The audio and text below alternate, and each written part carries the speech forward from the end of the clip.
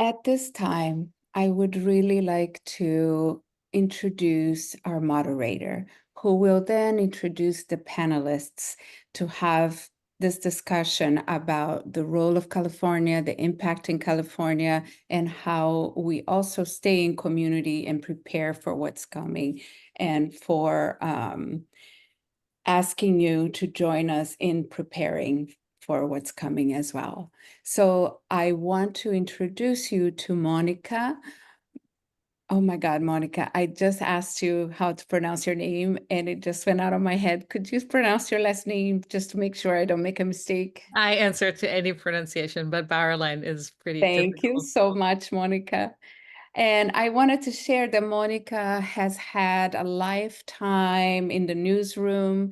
She is now the new CEO of the Center for Investigative Reporting and Mother's Jones, which merged in February. And they together are building a model for a sustainable, nimble, and powerful 21st century journalism shop. And we are so proud to partner with you. And I will turn it to you. Thank you so much, Bia. What a lovely introduction. And thank you so much for everybody who worked to pull this briefing together, staff at, Women's Foundation California, and to everybody who came. We can't see you, but it's really incredible that, we have an amazing turnout. And just let me say at the top that we want this to be a conversation for all of us. So I'm gonna, start with some questions for the panel, but we really want you all to be involved. And so anytime that the mood strikes, I know you're all people with thoughts and expertise to contribute, just jump into the chat and ask us questions, and I'll do my very best to incorporate them into the flow of the conversation.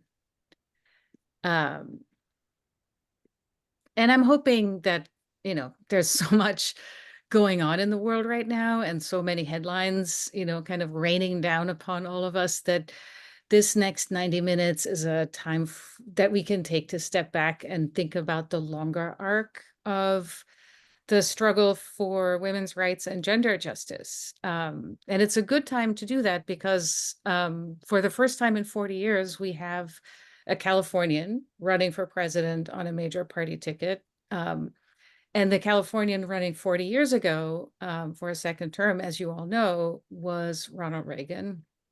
And I think you could really argue that the Reagan era set in motion a lot of the dynamics that are still dominating our politics now, and very much including the debate about reproductive rights. It was Reagan who signed, well before Roe, one of the first laws in the nation decriminalizing abortion in some cases.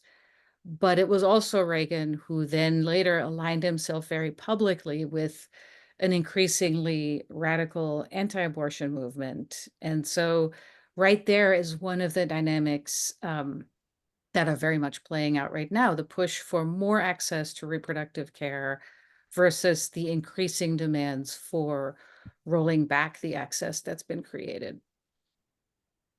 And there's so much else that's happened in those 40 years, particularly in California. And as you all know, we chose to focus this conversation about how California can tell us a lot about where the nation is headed. And I think the big trends that have happened here over the last few decades are really instructive in that respect. The end in California of a manufacturing-based economy, the big changes in criminal justice and policing, and the huge demographic shift to where the majority of citizens are people of color. That all played out in California a decade or two ago, and there was immense backlash to all these trends.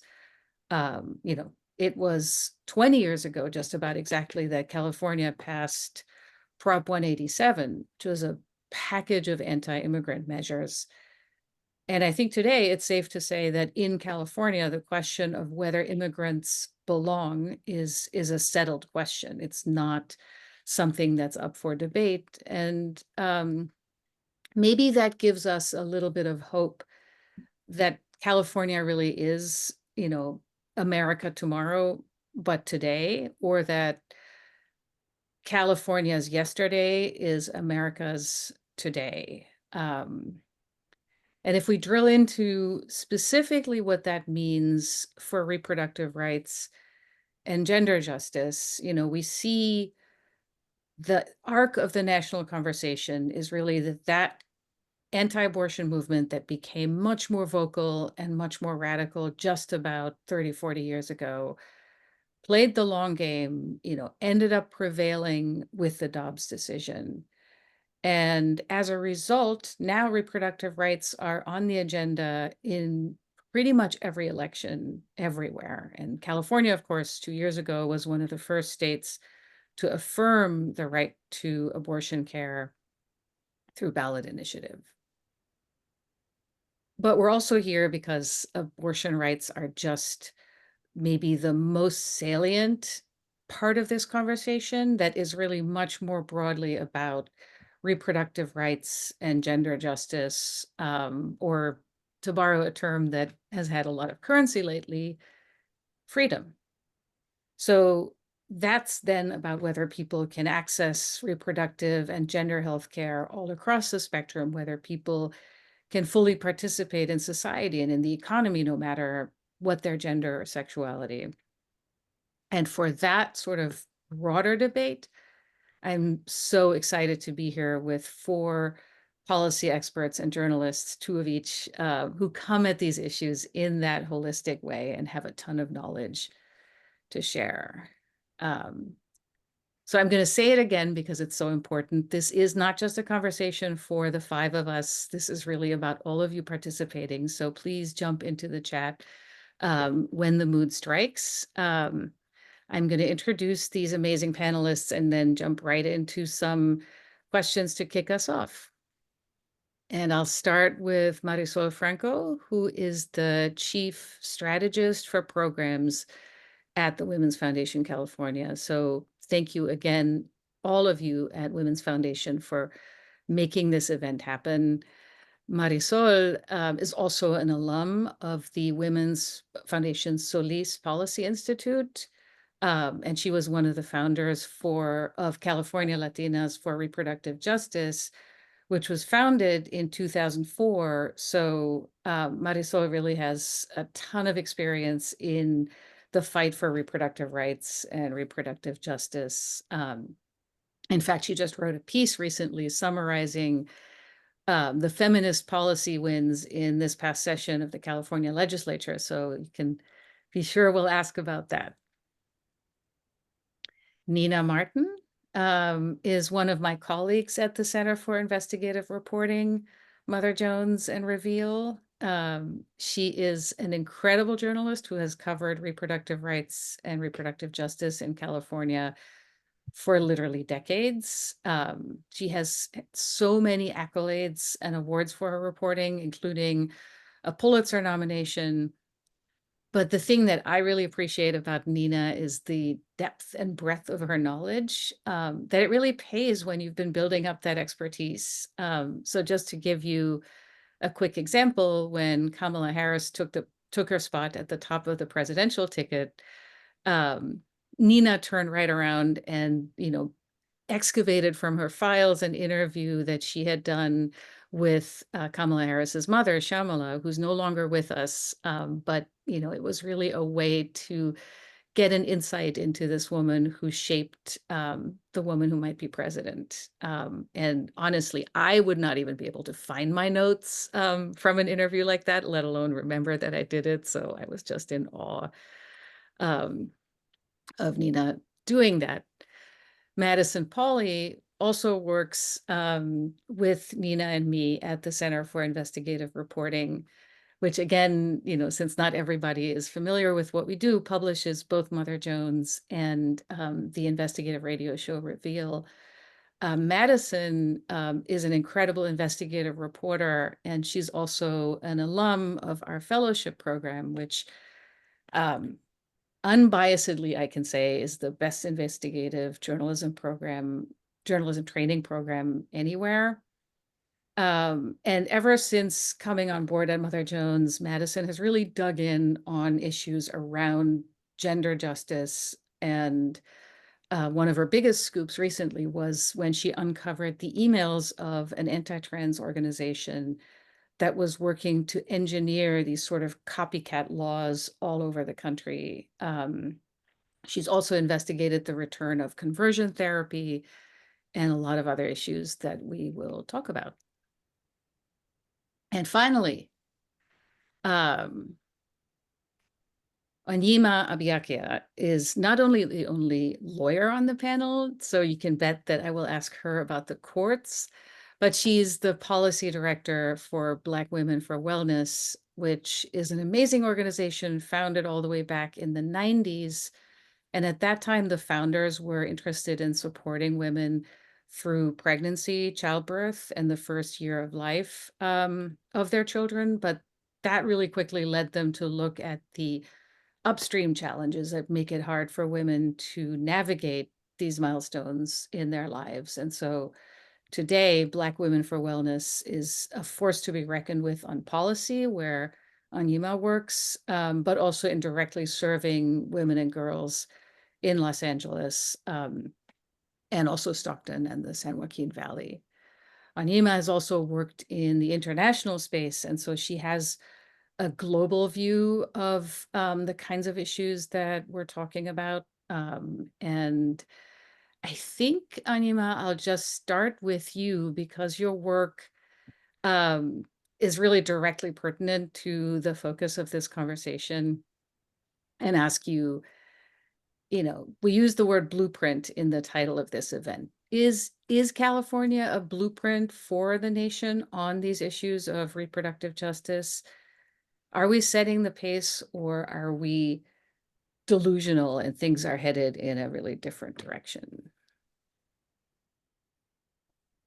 Yes. Hi. Thank you, Monica, for that beautiful introduction. And it's great to be here, everyone. Greetings, welcome. Fabulous turnout. And an honor to share space with you all. Um, yes, so in thinking about whether or not California is setting the pace and has designed a blueprint for the rest of the country to follow, I think we can comfortably pat ourselves on the back, right? I mean, oh gosh, what is time these days? In anticipation of of the Dobbs decision, and actually in anticipation of Texas's SB 8 taking effect, Black Women for Wellness and Black Women for Wellness Action Project were among the core group of organizations that sprung into action and came together to formed the California Future of Abortion Council Steering Committee, which then galvanized the California Future of Abortion Council. And so, in partnership with Planned Parenthood Affiliates of California, California Latinas for Reproductive Justice, the ACLU is now a steering committee member. Gosh, please forgive me. Teach, right, that trains providers to perform abortion care. Um, I'm blanking on one more. Please charge it to my head and not my heart, because we've spent many hours, many a nights, many late nights, right? Putting access. Oh my goodness, thank you. Access RJ again, please. Heart, head, not heart. Um, but this fierce group of advocates came together and sprung into action to build a broad coalition of researchers, organizers, legal advocates, and reproductive justice advocates, to really explore the gaps in California, and to figure out and determine, right, how we can ensure that California lives up to its designation as a reproductive freedom state. Because yes, California has many laws on the books that function, or that in theory that work to protect and expand our reproductive health rights. But the truth and the fact of the matter is that these rights didn't always translate to access. So I think part of what was important about having that reproductive justice voice in the room was to really talk through um, and share the community's impact, or what the community's experience on the ground was. And so I will like to even take a step back and say that I do mean something in particular when we say reproductive justice. I think in this moment where, for the first time in our lives, right, well, in our lifetimes, a constitutional right has been stripped of us, right? Like, reproductive justice means a particular thing, and I think in thinking and talking about rights, we use reproductive justice and reproductive rights interchangeably. And I do want to kind of disabuse of that, like, sort of thing that we like to do, because yes, it is a justice issue, but reproductive justice means a particular thing. It's grounded in the human rights framework, and while it contemplates the right to not have a child, it also contemplates the right to have a child. And in the event that we do have children, or that we do decide to build families, that, you know, we have the conditions, right, that allow us to do so with dignity and safety and safe environments. And then, of course, this right to bodily autonomy and sexual pleasure, right? This is an actual framework through which Black Women for Wellness and other reproductive justice organizations approach the work. And it means a particular thing. So I do want to frame that. So reproductive justice, we've defined it. Yes, California, it has been a blueprint in many ways. So now that we know reproductive justice from the abortion access space with the California Future of Abortion Council, we developed a blueprint with 45 recommendations. And even through that work, we've been able to secure over $200 million in funding to build our reproductive health, rights, and justice framework. Infrastructure in the state of California. We've passed several shield laws in the state that allow us to not only be a refuge to folks receive care, um, who come to receive care in our state, but also to help protect those who are already in the state of California when they seek care. Because the fact of the matter is, again, we have strong laws, but it doesn't keep us from trampling on certain people's rights, right? The rights of BIPOC folks. And so criminalization of pregnancy outcomes is still an issue. Crisis pregnancy centers still proliferate in our state, right? And the closures of maternity wards, right, is something that we have to contemplate as we're thinking about reproductive freedoms. The case of the AG is filing a suit, and I'm gonna actually bring this back because I know there's more to talk about. But in terms of a blueprint, yes, the California Future of Abortion Council, but also we've passed some critically important policy like the California Momnibus SB 65, right, which was a comprehensive piece of legislation that also seeks to improve the birthing outcomes of Black mamas and babies, and birthing people in the state of California. And and more we're seeing the interconnectedness, right? How we should be thinking about these issues in an intersectional way, right? When we're thinking about access to abortion care and maternal and infant health, right? When we're thinking about the impacts of implicit bias on our health outcomes, right? And whether or not we receive the dignified care that we deserve. So I think in that regard, California has designed a blueprint in many aspects, and is an example for the nation. Yet and still, we have work to do. And as a Californian, as an LA girl, as an LA native, I think I do have some critiques, but that come from a place of love. And I've been talking a lot, so I'll step back. But the answer is yes, and we have work to do, and we can't rest on our laurels in that regard. But we have done some tremendous work that has been replicated, and that we're seeing replicated across the country, both in the maternal health space, in the abortion access space, and so on and so forth. So I'll step back there. And of course, follow-ups are welcome, because I know I did a whole lot in these few minutes. No, that was perfect. Thank you so much. That was really a tremendous overview of a lot of the developments that we can talk more about in this conversation. And I really would love to come back to some of them. And thank you also for, really cementing for us what we're talking about when we're talking about reproductive justice. Nina, I think I want to go to you because, of course, we are, in a sort of incredibly momentous election season, and we have a Black and South Indian woman from California at the top of the ticket. And you have covered a lot of presidential campaigns, never one like this. And I was sort of curious if you want to reflect on the significance of this campaign, and particularly one of the things that people have said in attacking Kamala Harris is that she is this California radical. Um, so is she? What do you think about that line of argument? Monica, thank you so much for this. And again, also for so great to be here and to be on this panel with all you amazing women. Um, so Kamala Harris, I've been covering her on and off for the last, well, since she was district attorney of San Francisco. And um, I think it's true that if you compare Kamala Harris to somebody in Alabama or somebody in Texas, a public official in those places, prosecutors in particular,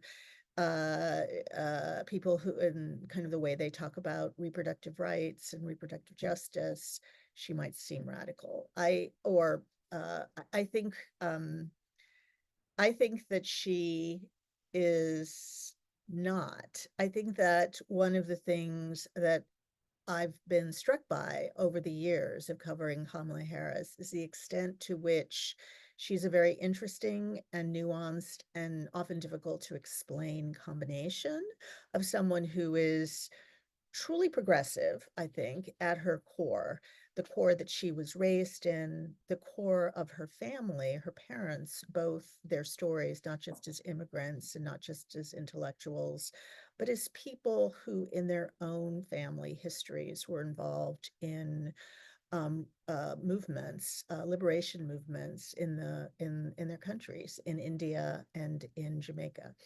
And I think Kamala Harris brings that, but she also is very practical, I think, in her approach to the work that she's done.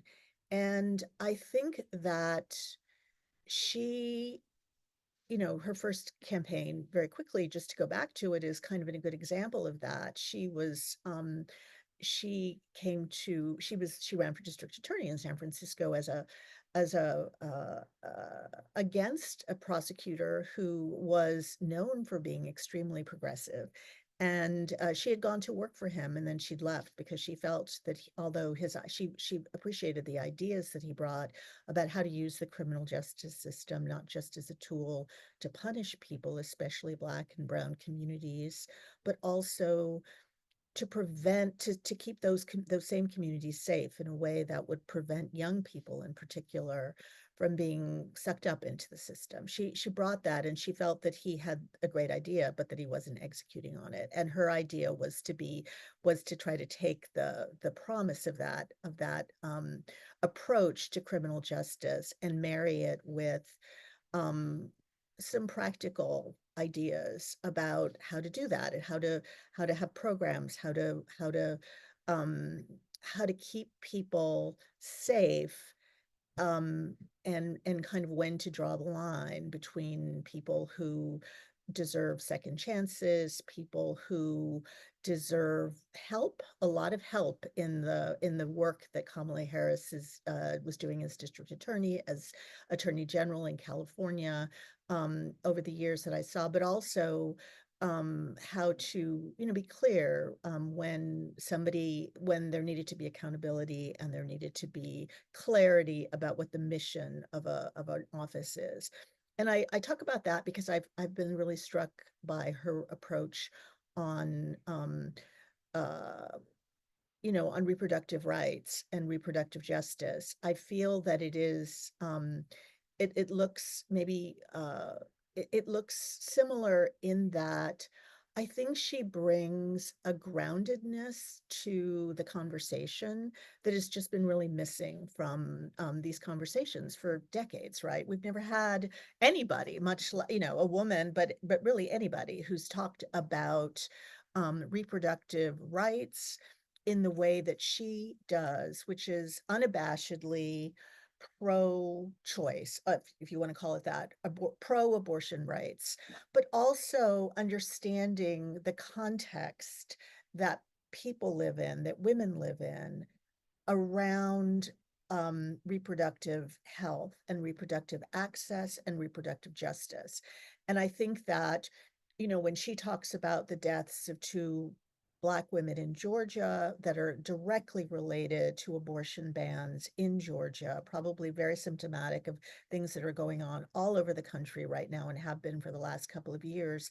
She doesn't just ground it in abortion, she grounds it in the desires of Amber Thurman, one of the women, to raise a child and to make choices about her future and about her life and about going to school and about the difficulty of not getting childcare and having to go 2 states away and then arriving late. I mean, she understands the story of women around their reproductive choices, their reproductive access, and she talks about it in a way that I think is both very different from what we've heard in the past and very nuanced and also very clear and very full-throated, fully embracing all of that. I think that's what feels really radical to people. I think it's not necessarily what she's saying. Many of us have had those conversations amongst ourselves in newsrooms and policy rooms, but she's saying it publicly in a way that we haven't heard before. And I think that's really important to sort of, and she's saying it with practical ideas. Today she talked, and I'll stop. Today she talked about Medicare and raising the and trying to get federal reimbursement to have Medicare cover in-home nursing care and long-term care for people. And she talked about that as like a very practical thing that we all recognized. And there's a real clear that we as women recognize and we as family members recognize. And there's also just it's not necessarily even have to be stated, but there's a very clear line between what she said today and how she talks about repro rights and repro justice, about how she talks about maternal health, about how she talks about abortion, about contraception, about how she talks about housing. So that's a big blah, blah, blah. But I think that what we hear is to us not radical, but it's just that somebody is saying it and saying it over and over and over again and saying it to audiences that can hear it, as opposed to trying to convince audiences that are unconvincible that she's right. She knows she's right. Anyways. Thank you, Nina. That was amazing. And I love how you built directly on the foundation that Anima just laid. And I will really hold on to that idea that what's radical is not just the message, but the messenger and where it's coming from. Marisol, I thought I'd go to you because there's also a really clear line from some of what Anima said at the outset about the specific policy work that's been done in California. And, you are somebody who's back and forth to Sacramento, and really does the grind of moving policy forward. And what I'm curious about is how you think about the role of states sort of in general and California in particular in an environment where, for example, the constitutional right to choose to end a pregnancy is no longer guaranteed, and where we may have a White House or a Congress or both who are hostile to a lot of these rights. Where do states fit in? Where does California fit in that environment?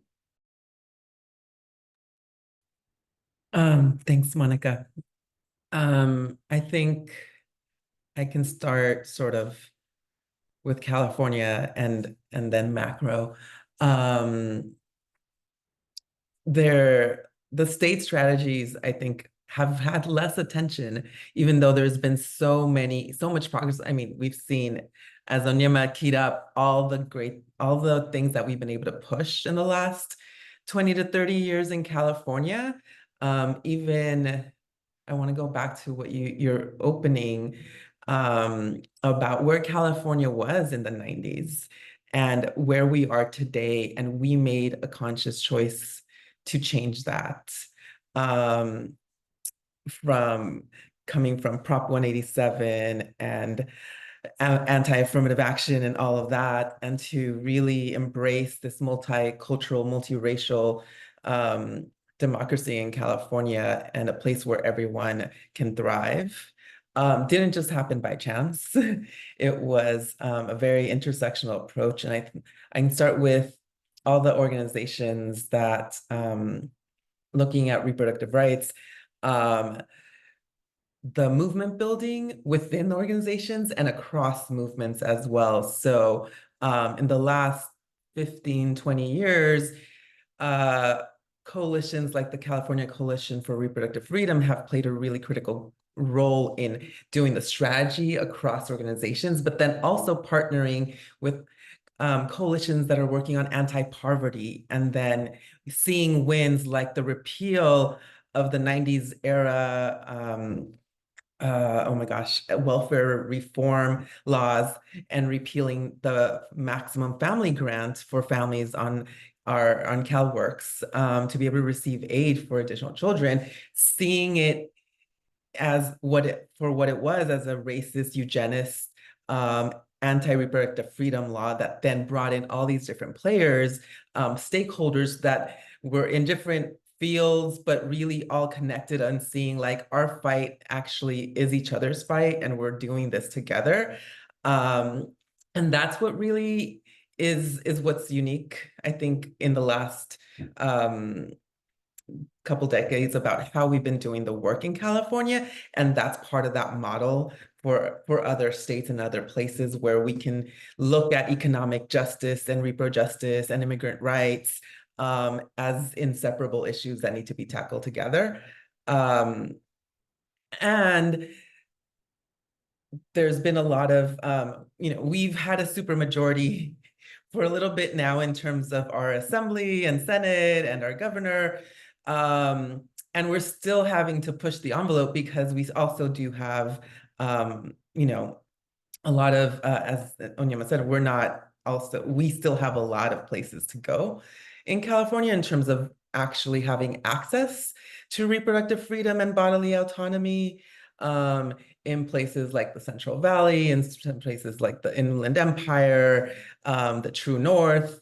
And so we still don't have enough providers. We don't have culturally competent providers. Language access is still an issue.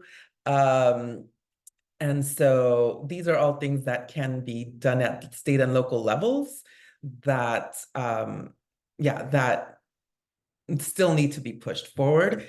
And that having a supermajority is still not the answer to all the things, as we've seen, with different outcomes, especially around housing, which is also a reproductive justice issue, especially in California.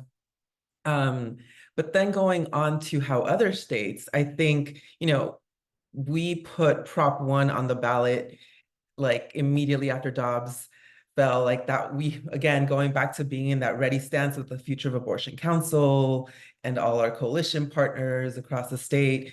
There are 10 ballot initiatives now, like recognizing that in the 2000s, the right used the ballots to really test in California anti-reproductive freedom. So they kept putting parental notification laws on our ballots, and we defeated them 3 times, but they kept testing them to like take them to other states. Well, we are now on the proactive end with 10 proactive across different areas from Nebraska to Florida, And so you're seeing that while representation at like state legislatures in some places is really hard and not representative of the actual attitudes and values of the people that they represent, that there are other avenues that folks are able to push for, and that's the ballot initiative process, even local initiatives, to be able to really counter what might be coming at the federal level.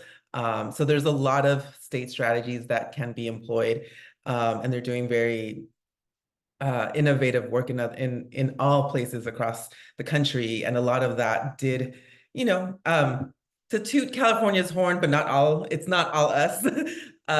We've had a lot of cross-pollination to be able to really advance this as a strategy. Super interesting, that shift from defense to offense, to, simplify it and, being proactive and putting these measures forward, is really fascinating, and also something that I think we can maybe come back to. Madison, I think this actually really tees up some of the work that you have been doing, and that is also kind of illuminated by a comment in the chat about realities, particularly for LGBTQ plus communities.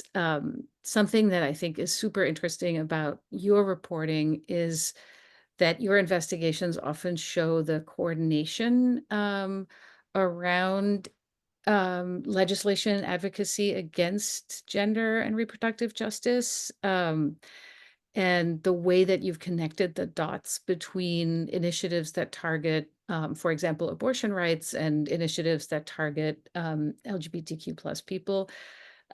So can you talk maybe a little bit about what you have been finding in that area? Yeah, absolutely. Thank you, Monica. And I am so thrilled that we're having this conversation today. I've already learned a lot just from the other folks here on the panel. So thanks to everyone here.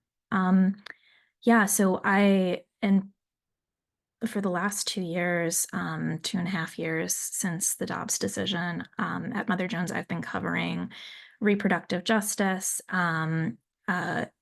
abortion rights in particular, and also attacks on the transgender community. We think about it as anti-LGBTQ extremism. What that means for this election coming up is I'm talking about Democrats' favorite talking point, abortion, and Republicans' favorite talking point, trans youth, for different purposes. And so over and over again in my reporting, I keep being struck by how linked these two things are in so many different ways. The stories that end up being told on both of these topic areas are stories about attacks on people's self-determination, their autonomy over their own body. Even in the particulars, there's stories about doctors being stopped from providing healthcare that's medically indicated, and widely supported by medical professionals. And sometimes stories about patients being forced to travel across state lines, as we've seen, whether that's in the case of somebody seeking an abortion who needs to travel from Missouri to Illinois, or whether that's the case of a family who needs to leave Kentucky because their child is on puberty blockers and isn't going to be able to continue accessing those, on the regular basis that it's needed, or some other kind of hormone therapy. So the types of stories that we're seeing are the same. And Monica, as you alluded to, what's been so striking to me is that the attacks, one through line that's really interesting to me is that the attacks are coming from the same sources on both topic areas as well. So we've seen these large conservative, often religious right organizations, like Alliance Defending Freedom, which is a major religious right law firm, the Heritage Foundation, which is of course behind Project 2025, which we've all learned so much about over the last few months, the Family Research Council, are the organizations that are attacking abortion rights in some places. ADF, for example, was the organization that drafted the law in Mississippi that outlawed abortion that was then challenged in the Dobbs case. And was also the organization that was involved in the emails that you referenced, doing some of that coordination work and really crafting the legislation that we've seen rolled out across the country in quite a systematic way, attacking trans youth, and also things like, the ability to change a gender marker on a birth certificate, things like that. So it's the attacks are coming from the same sources. They share, I think, a lot of the same underlying motivations. I saw this in the reporting on conversion therapy in particular that I did. It's this religious, often religious motivation, an idea of, one man, one woman with children built as an ideal building block for a society, and traditional gender roles, this very sort of patriarchal ethos. Also legally, these attacks are intertwined. We see right now there's a case coming up that the Supreme Court is going to be hearing this term called LW v. Scarametti. This is a challenge to Tennessee, which banned gender-affirming care for youth. And the lawsuit was brought by the American Civil Liberties Union, and then the DOJ got involved as well, representing the families who were challenging the state that had outlawed this care. And so in the Sixth Circuit ruling that saying, actually, it's okay to ban this care, which is, what's now been appealed up to the Supreme Court and what they'll hear, the Sixth Circuit's reasoning in that case relied very heavily on Dobbs and how it classified the, reproductive health care and abortion as not being a matter of, it was the legal analysis around it. It is borrowed directly from Dobbs and leans very heavily on it. And so they're legally intertwined, they're coming from the same sources, and what happens in one happens on another. And I think that's where we start to talk about the future and what we can expect to see in the coming months. Just this morning, I was talking to a leader of a family planning organization who's worried about, in a second Trump term, the possibility of attacks on contraceptive access, and specifically the Title X program, which funds family planning centers. So birth control, fertility screening, all sorts of wraparound services around family planning. And is worried about the possibility of future attacks that are based on gender-affirming care or arguments about gender-affirming care for youth being then used to attack these other forms of reproductive health care. That's something we're seeing in the ballot initiatives that Marisol referenced in these campaigns. The opposition attacks, again, coming from many of the same sources as the laws, are really honing in on trans youth, even when it's a ballot initiative that's about abortion, that's about reproductive freedom broadly and includes the right to contraception and things like that. The arguments end up being about transgender people. Where this matters for California is that we know that even a state like California, blue state, brands itself as a reproductive freedom state. These attacks can find ground and they can work. So California has their ballot initiatives attacking gender-affirming care for youth that were, groups tried to bring them this year, probably will bring them in the future. And we can look at what's going on right now in a state like New York, where a campaign against an abortion rights ballot measure, an equal rights amendment that actually protects many, many different classes of people, outlawing not only sex discrimination, but disability discrimination, discrimination based on national origin, age discrimination, all sorts of things. The attacks are coming from anti-abortion groups and the Republican Party and anti-abortion, in particular anti-abortion activists there, but they're all centered on fears, transphobia fears around trans youth, and they've been, the polling there has shown that these attacks are quite persuasive. So even in a state like New York, which similar to California, brands itself as a reproductive freedom state, has done things like pass these protective shield laws for both gender-affirming care and abortion providers, these attacks can still gain ground. That's so interesting, Madison. I had never heard that articulated that way, that, it's sort of trans youth and fear of trans youth is the hammer for just about every um, rights and justice initiative anywhere. I think that's a really fascinating thread to pull on, and maybe sets us up for a little bit of a conversation. And again, I just want to encourage all of you joining us to be part of the panel and share your questions and thoughts. But maybe something we can look at a little bit is the role that stories play in this conversation, as those of us who are journalists come at, everything from a storytelling perspective. But I know it's also incredibly important in policy work. And Marisol, you said something in the preparation for this panel that I thought was really interesting, that if I'm paraphrasing correctly, you were saying calling some of these issues culture war issues is sort of a misframing, and that they really are, well, I'll let you say what you believe they really are. Yes, I mean, I think I grew up in the 90s, so and thinking that I'm just thinking about the story and the narrative and how that really is powerful.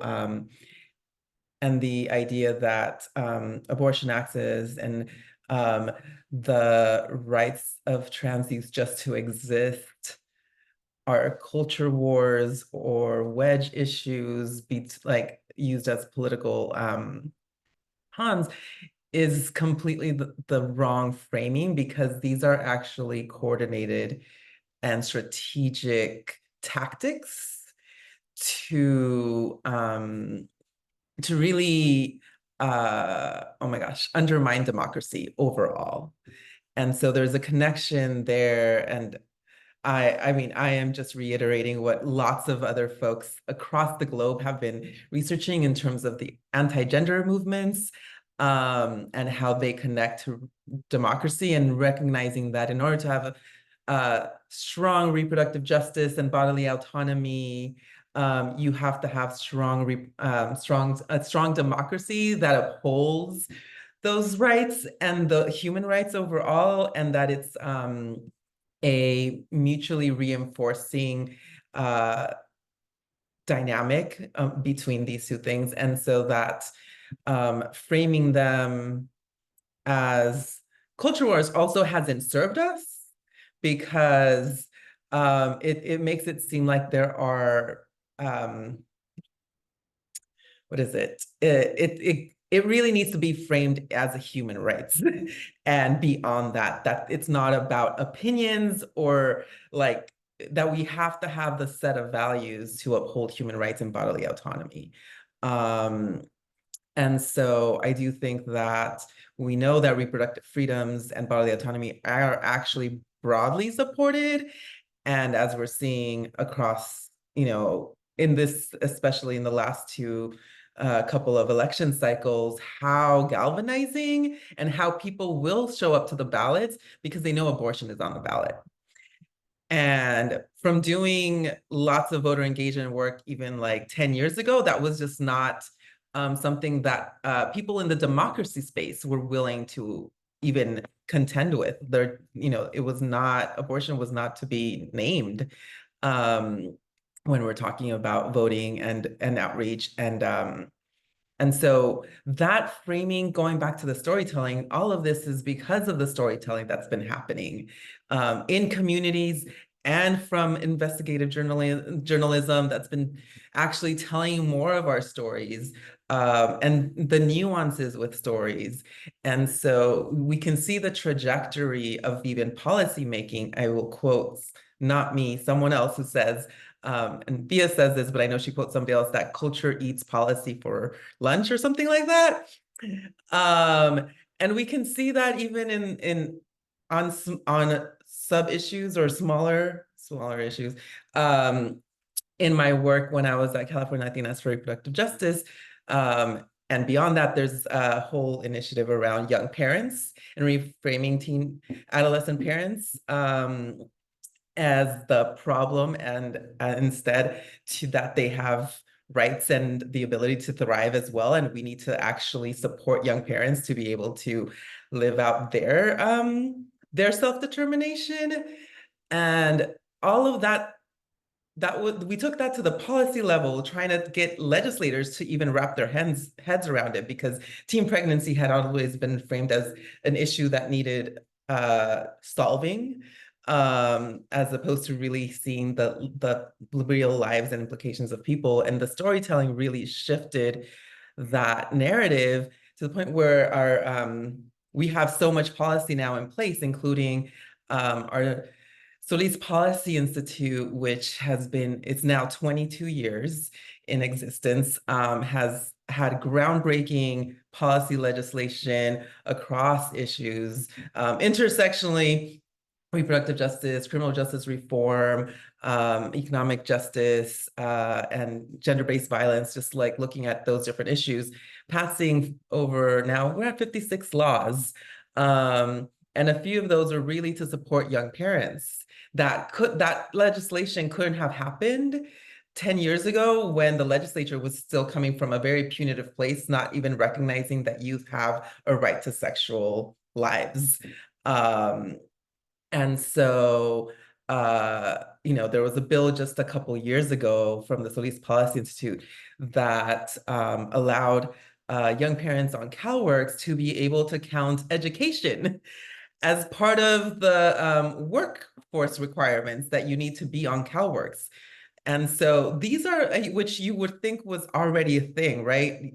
We want folks who are receiving cash aid to be able to sustain their families and to grow and to have economic security. And yet there are all these things and barriers in place that actually keep people from doing that.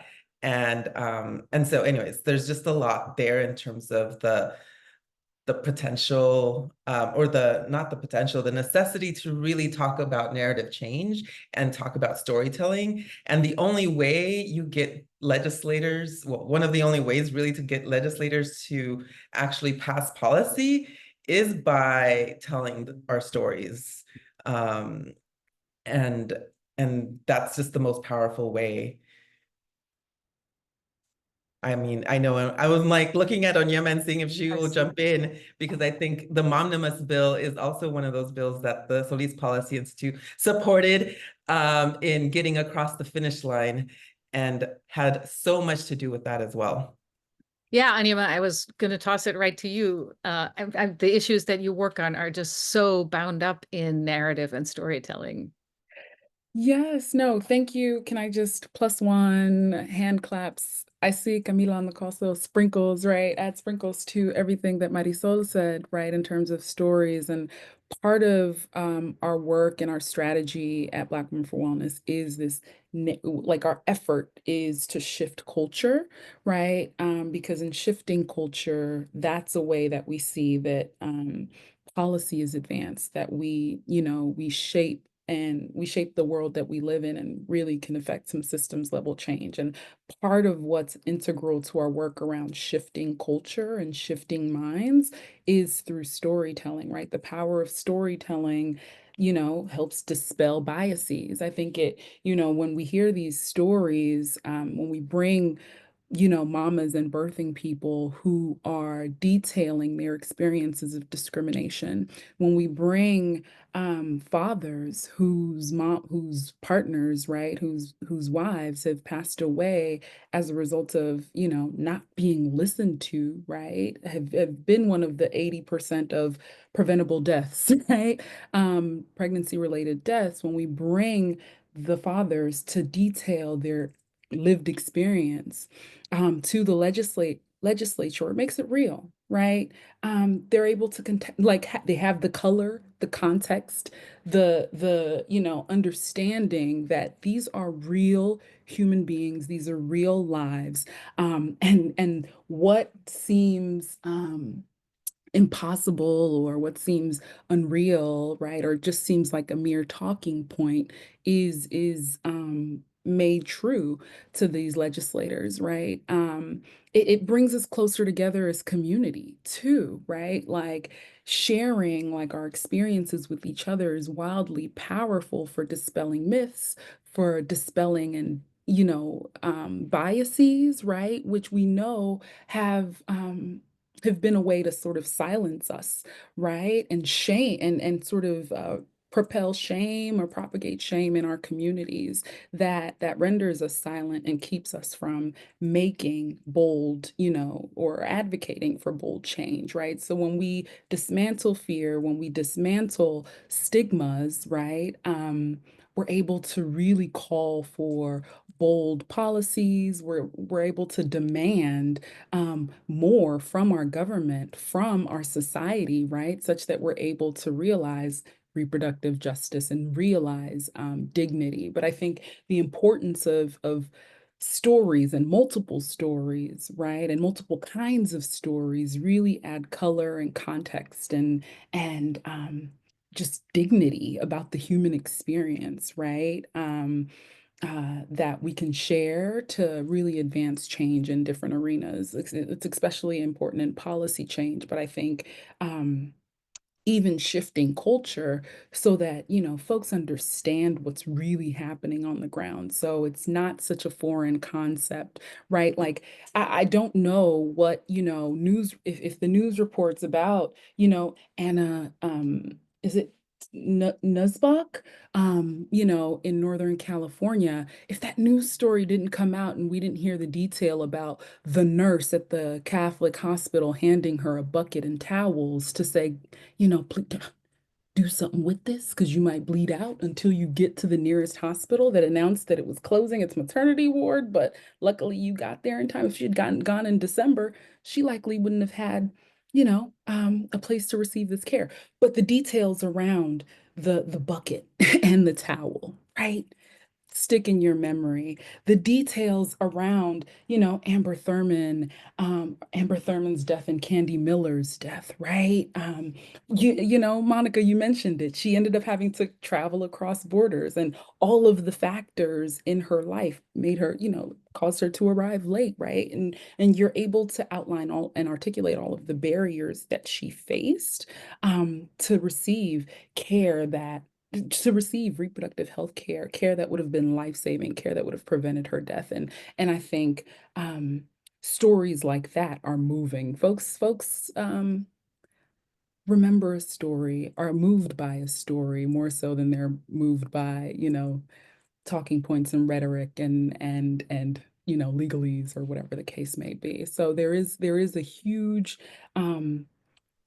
there's a lot of power, as exemplified by the work that we've done in California, um, in the art of storytelling. And yeah, anyway, sorry, I just wanted to add that piece to it, but it is a critically important part of our work, because it makes the issues real, to those that need it. I love that. I mean, that was such, that is journalist bait. So I saw Nina, nodding ferociously, and, Nina, maybe, and both you and Madison maybe can talk a little bit as sort of full-time storytelling practitioners about a time when you've seen maybe in your own work, storytelling change the way that people think about these issues. Yeah. I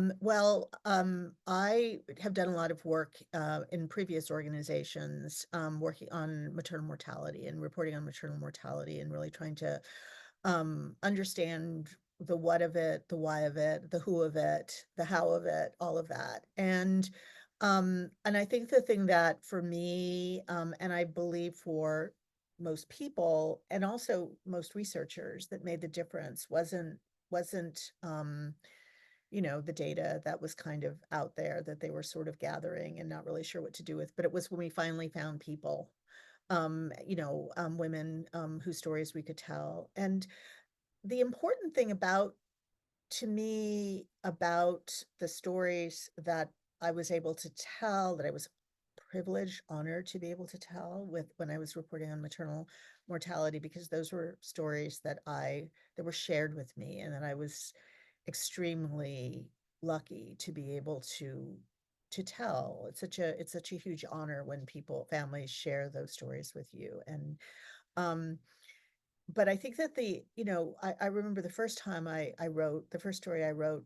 I remember one of the people. It was about a particular woman who was a nurse who had died in a hospital. And I remember the reaction was, well, that's just one anecdote. That's an anecdote. You've told a great story, but that's an anecdote. And what I understood, because we'd been collecting 5,000 anecdotes, and I think that what people eventually came to understand about those stories was that it's the importance of the emotion, the importance of those details, the actual story and all of its complexity, treating that person as a real person and not as an anecdote. This is what we do as journalists. There's an actual lead, you come back to that person in the middle, you come back to that person at the end, and the rest of it is all about data and all that other stuff. But to really go deep on a particular person, but not to treat that person as an archetype, to treat that person as a person.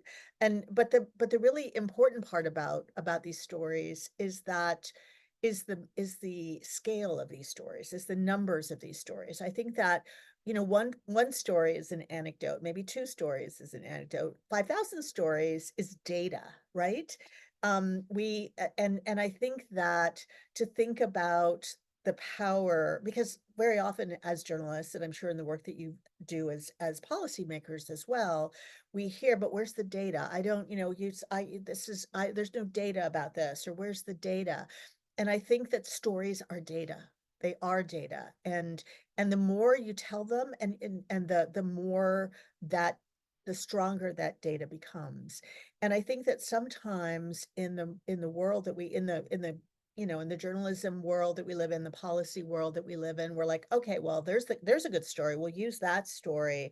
And now we don't need any more stories, or we've told that story before. We don't need any more stories about that. And I think, no, we actually need to keep telling these stories over and over and over again in the full complexity of these stories, in different places, different everything, different people, different backgrounds, different life circumstances, because that is critical. And I think that piece of it is sometimes missing.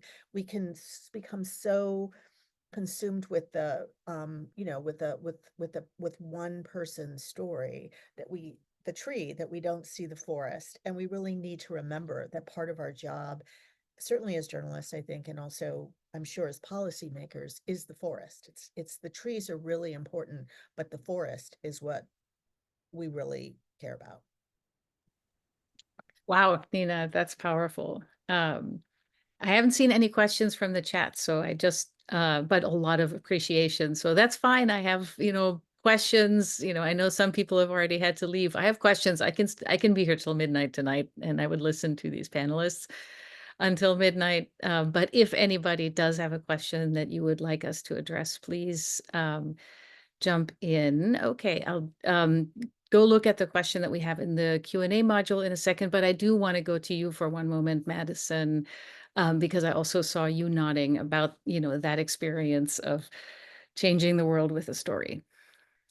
Well, I mean, what really resonated with me about what Nina was saying is, I think as I'm hearing you speaking, Nina, I'm thinking we're talking about the Me Too movement without talking about the Me Too movement right now.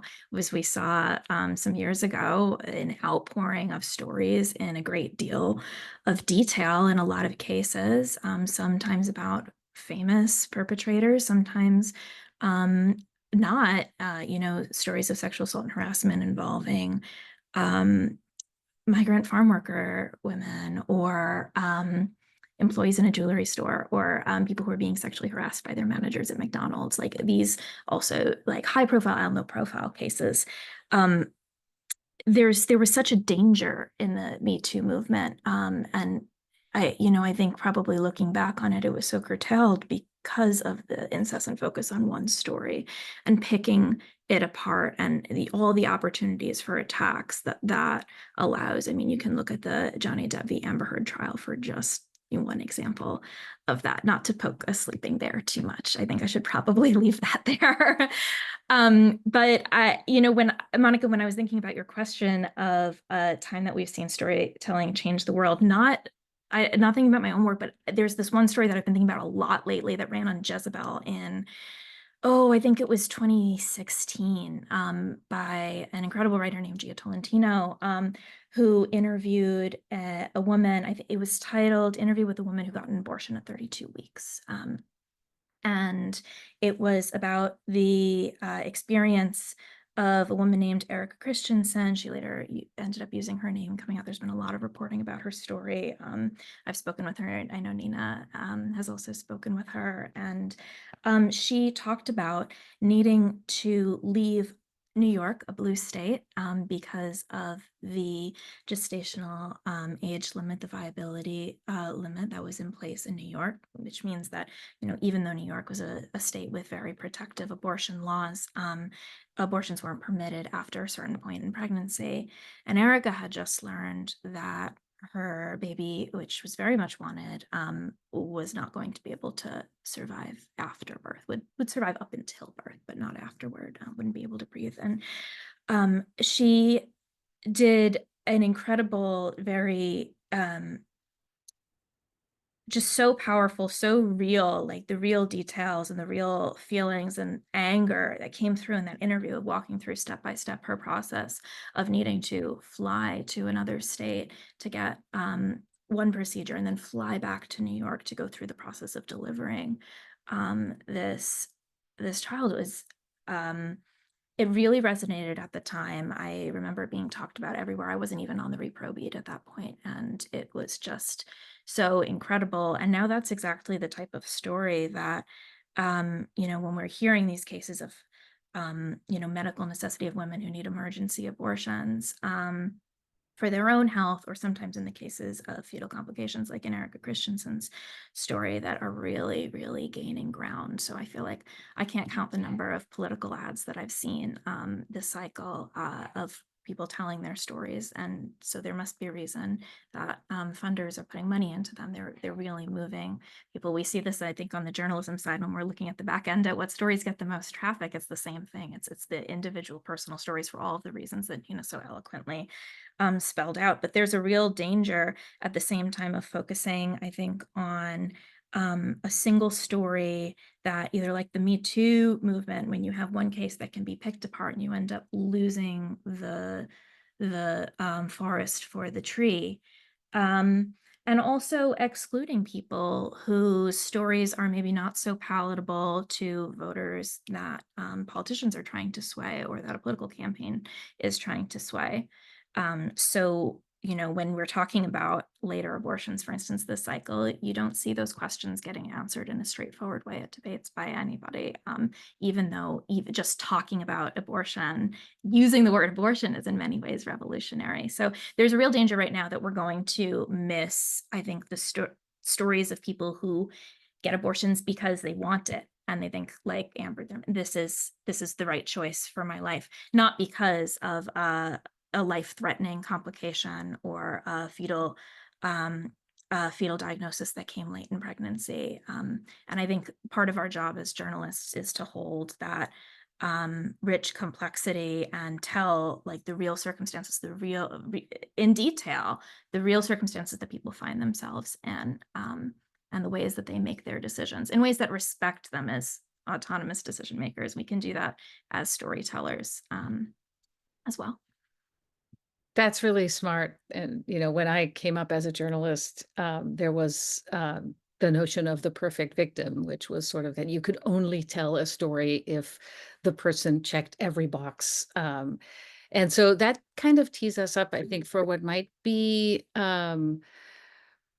okay, now people are starting to ask questions, and we're going to have to be really fast to answer some of them. But the first question from the audience was about mis and disinformation, which I think is, quite relevant to what you were all just talking about, in as much as simplifying these incredibly important stories can also be misinformation. So I wonder if maybe just two of you so we can get to the next question. And I'm thinking maybe Nina and Anyama could talk about how you encounter misinformation in the reproductive justice space, and maybe just take it one step further, how you engage with that, what people can do about it.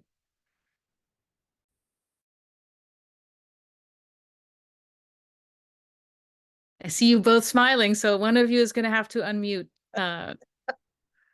That's a huge question. It's like, you could do an entire conference on that topic. I mean, I think one of the things that I will say is it's really clear, and what Madison was talking about makes it really clear that even before this, particularly the moment that we're in around misinformation, disinformation, amplification of lies, and by people who are using by people at the very top of our presidential ticket and on down, is that misinformation and disinformation in particular has been integral to the efforts to limit, curtail, roll back reproductive rights and gender justice rights, and immigrant, rights for immigrants and rights for women, and just for anybody who is under whose rights and freedoms are under attack from the very absolute beginning. And so I think that the on the repro side and Madison, you can, will affirm this, that the sophisticated, that the disinformation, misinformation has become incredibly sophisticated. It's not accidental. There's entire infrastructure around disinformation for anti-abortion groups, and they're related, right? The same people who are creating the false research and the false narratives around abortion and are doing and are also using it to try to undermine support for birth control and fertility treatments and gender care. And so how to fight it is I think is truly one of the great challenges of our moment and going forward. And I will, with that, I will pass off the baton. Who, somebody unmuting? I don't know if Madison, you wanted to respond directly to Nina. Oh, I mean, I'm happy to, I could talk about misinformation on my beats all day. So I'll limit it to just sort of reiterating the point about these coming from the same sources. I could tell the story of the American College of Pediatricians, which is a group of it's kind of a fringe group of medical professionals who are vehemently anti-abortion, vehemently anti-LGBTQ, quite extremist. We know this because they left their Google Drive on public, and we got to take a look at their files as a result and can see some of their internal conversations, in addition to just many, many years of them putting out public statements and filing briefs with the court and, spelling out their positions on things and citing their research. And, they're the same group that is a member of the Alliance for Hippocratic Medicine, which was the plaintiff in the case against trying to limit the accessibility of mifepristone, one of the 2 abortion pills that are used in the US. So, that's their role there. They were a group of medical professionals whose doctors are, presumably going to be dealing with these harms.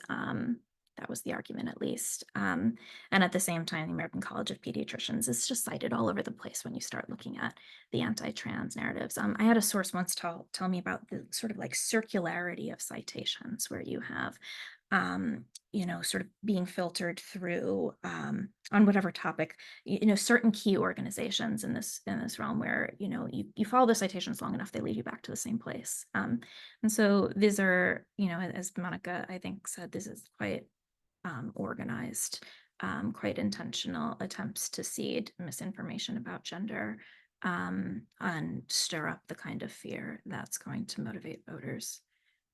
That's all. Please continue on, Yama. So some news you can use: don't leave your Google Drive on public. And Anima and Marisol, I just wanted to maybe take the opportunity to turn to both of you with the other question that popped up in the chat, which is about funding and the way that, and I think this also, affects storytelling. It affects everything that, attention, perhaps in philanthropy in particular, but also in the general public conversation, is really moving to the states that are particularly restrictive. And you both have talked about how there's a lot of work to be done in California and other states that are not as restrictive. So is that something that you see in your area of work, and how do you deal with it?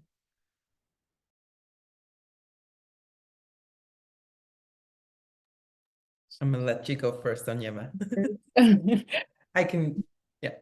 Thank you, Marisol. So coming from, I guess, the vantage point of a grantee, and kind of using the sort of an answer from to the last question to think about this. One of the issues in California are the anti-abortion centers, and I did want to amplify like the level of harm that their misinformation and disinformation campaigns pose on on the community, on the broader community, because they prey on low income. There, one, as Nina mentioned, these misinformation campaigns are increasingly strategic, and so they do prey on low income women, and they you know they share harmful information that's masked as health information, right, that has grave implications for health outcomes. And so it's I just wanted to amplify the material harms that arise from these misinformation and disinformation campaigns, and they're particularly at the hands of, some of the perpetrators are these anti-abortion pregnancy centers or crisis pregnancy centers. And that has been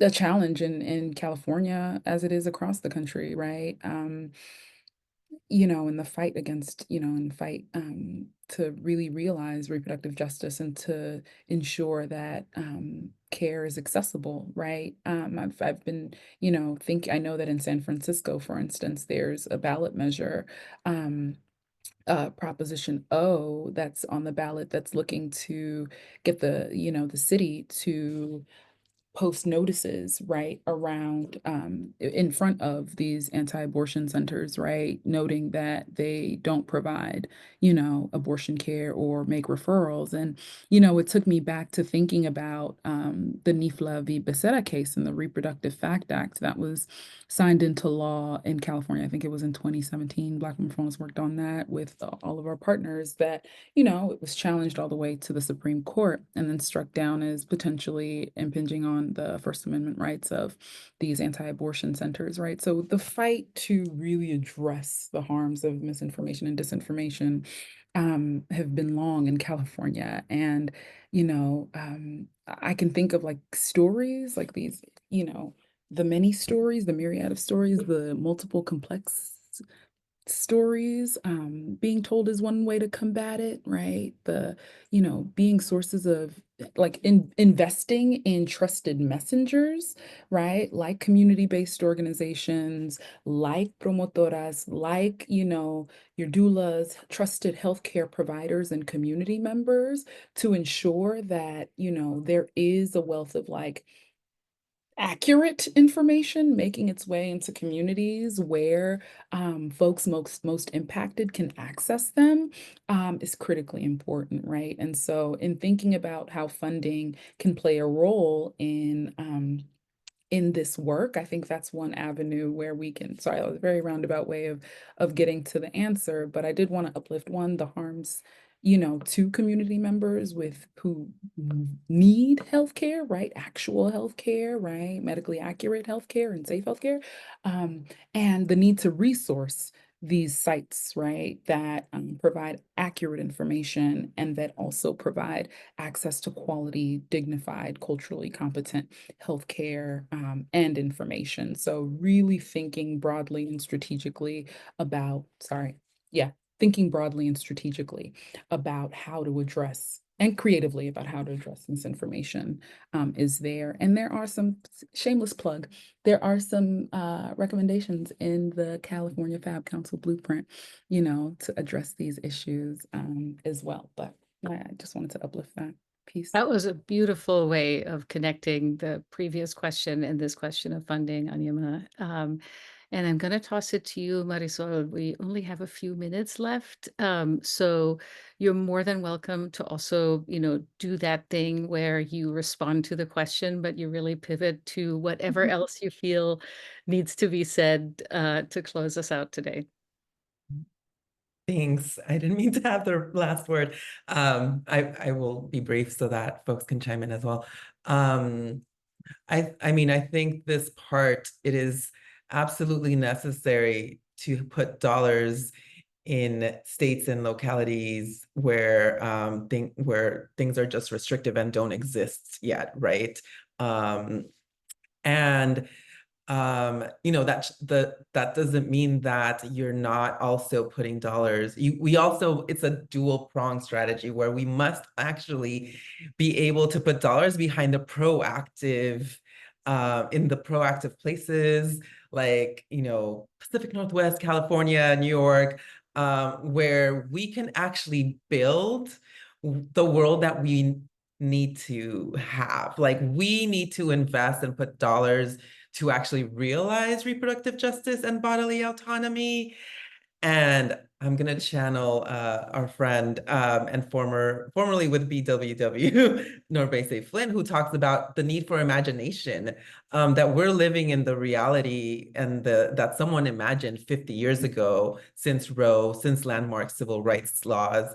But California today is showing what can happen if we imagine a different world. I'm seriously not being naive, because California was there 30 years ago. So understanding that this is why it's so important to continue to fund California as a whole, both because we have a long way to go to actually have real access. The fact that there's so many counties without even abortion providers, in so many places without any even maternity wards, as Yonyama, like all the things that we talked about. And so this idea that California is good is not really also helpful, because we really need to it goes back to this blueprint of and needing to imagine and build the world that we know can exist, and we're not there yet. So we need to continue to build that. And that means that we need folks to think more broadly about how we fund democracy work, and how really reproductive justice is beyond reproductive health care and reproductive rights and bodily autonomy, but it includes all of the things that we care about, from housing justice, economic security, climate justice, and so just, yeah, it's just very much to break out of our silos and break out of the way that we think narrowly about these issues is one of the ways that we'll be able to build the future that we know is needed for our communities to thrive. What an incredible closer, Marisol. Even if that was not, I'm sorry that I put you on the spot, but you really rose to it. And you all did. I truly could be here with you probably until this time tomorrow, but I know people have only booked 90 minutes for this conversation. So, please consider this an introduction to the amazing work that was showcased here. I'm sure those of you in the audience will all get some follow-up with some of the resources that folks have talked about. And, I hope you leave as inspired and more educated as I do, and go out and work for change. Thank you so much.